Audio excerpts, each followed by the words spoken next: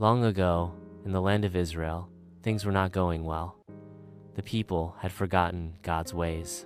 Because of this, a powerful enemy named King Jabin of Canaan ruled over them. He had a cruel commander named Sisera, and his army had 900 iron chariots. The Israelites were afraid and cried out to God for help. But God already had a plan, and it started with a wise and courageous woman named Deborah. Deborah would soon come into the scene to help the situation. Deborah was a prophetess, a judge, and a leader. People came from all over Israel to ask her for wisdom and help. She listened, prayed, and gave guidance. She was known for her faith, kindness, and strength. She encouraged the people, saying, "The Lord sees your troubles. Be strong and trust in him. He will send help at the right time." One day, God gave Deborah an important message. It was time to stand up against the enemy. Deborah called for Barak, a brave Israelite warrior. He arrived, looking serious. Then said Deborah to him, "Barak, the Lord commands you. Take 10,000 men and go to Mount Tabor. God will give Sisera and his army into your hands." I will go, but only if you go with me. "I will go with you. But because of the way you're doing this, the Lord will give victory not to you, but to a woman." Barak gathered his army, and Deborah went with him. They climbed Mount Tabor, ready for the battle ahead. Down in the valley, Sisera heard what was happening. He gathered his chariots and soldiers, confident he would crush the Israelites. Sisera's chariots lined up like a sea of iron. Deborah and Barak stood on the mountain, looking down.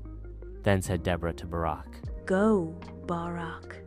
This is the day the Lord has given Sisera into your hands. Hasn't the Lord gone ahead of you?" Barak charged down the mountain with his men. As they ran into battle, God sent a great storm. The rain poured, and the ground became muddy. The chariot wheels got stuck. Sisera's powerful army was confused and trapped. There was storm. Sisera's soldiers were slipping, their chariots stuck, and Barak's men surrounded them. Barak and his army defeated every one of Sisera's soldiers.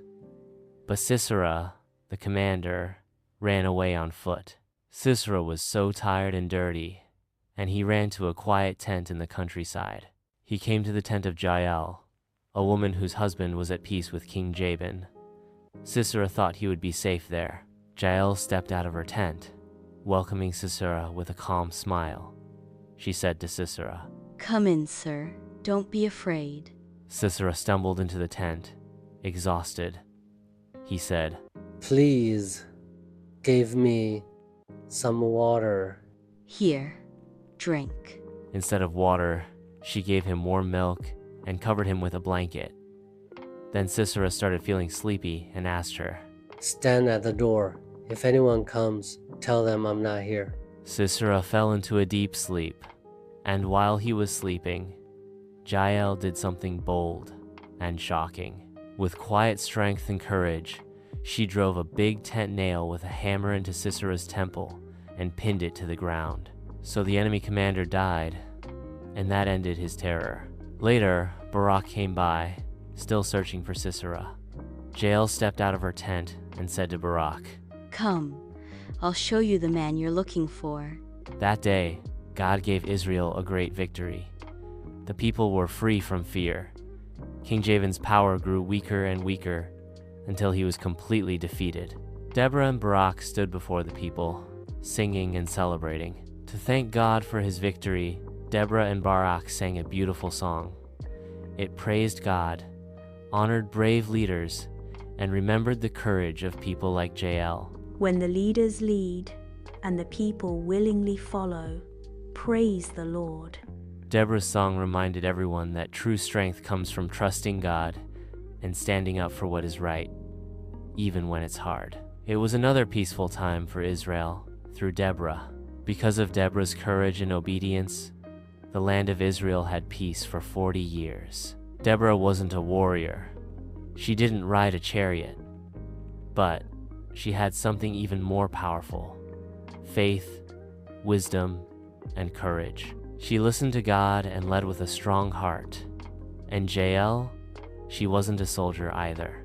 But when the moment came, she stood up with boldness and did what was right.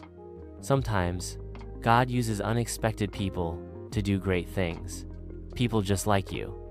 So remember, you don't have to be the strongest to make a difference. You just have to be willing, brave, and faithful. That was the story of Deborah and how she delivered Israel from oppression. For more of such Bible videos, please subscribe, like, and share. Thanks for watching.